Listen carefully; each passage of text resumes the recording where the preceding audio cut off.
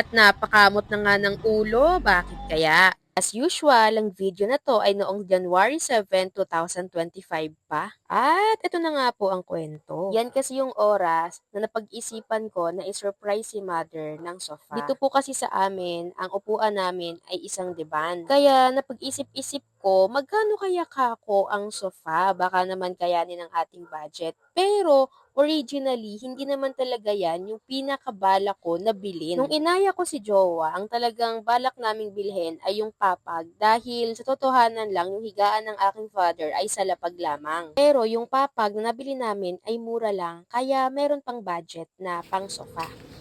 Nay, may regalo ko sa'yo. Tignan mo, halika dito sa labas. Bilis, halika! Aray ko. Tignan, ano yung ulam mo? Wala akong naalalang hula. Binibidyo ko eh, may regalo ka ako eh.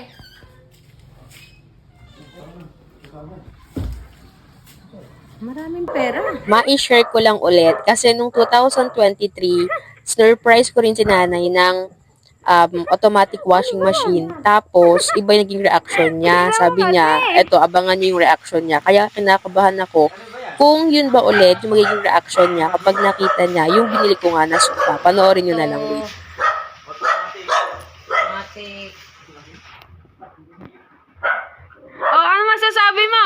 At alam niyo ba, mga kaano, nung narinig ko sagot ni nanay, parang gusto kong ibalik kila SB yung automatic washing machine. Thank you eh. Kaya akong babayaran mo. Oh, grabe. Bakas na bakas ang pagkakaiba noong January 7, 2023 at January 11, 2025. Pero ngayon mukhang masaya naman siya, di ba? Comment nga kayo guys dyan. Masaya ba si mother? Ano masasabi mo? Maraming salamat. Nasaan yung utang? Utang ba yun? Bebe, tulungan mo. Sabi pa eh, ano eh, bumili.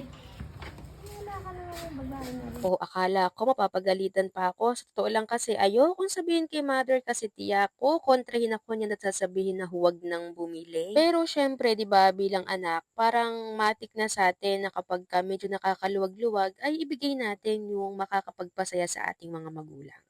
Yun ay simpleng sukli sa kanilang mga pinaghirapan mula pa nung tayo ay mga bata hanggang sa nag-aral, ganyan. O baka magkaiyakan pa tayo dito. Tuloy na nga ang kwento. At habang inaayos nga nila yan, ay ma-share ko lang kanina yung papag na sinasabi ko. Balik kasi talaga dati, ang pinakahigaan nila ay yung pinaka-karton, yung karton nung washing machine or nung TV or kahit anong karton. Tapos, yung next ko naman na binili nun ay yung kutyo naman sa Baratillo. Pero hindi rin alam ni mother yon, nagulat ulit.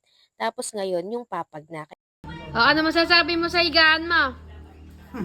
Ano masasabi mo sa higaan mo? Ang sabi ko, di mahihiga ng maganda. Eh, dyan, ano masasabi mo dyan? Oh, maupo ka, oh. Oh, pipicturean ko kaya, oh. Upo. Ano, ate mo? Bay, wala pa dyan. Nasaan? Oh, yan, upo. Ano pa natin TV? Oh. Patungan niya ng paa. Oh, smile. Oh, smile. Ano masasabi niya? Salamat. Ano masasabi niya? Nakakakita na. Ay, yung picture. Gaganon Basta kaming magkakapatid, marami pa kami ipaparana sa inyo. For the meantime, chill lang muna kayo at hayaan natin na si Lord ang gumabay at tumulong sa ating lahat.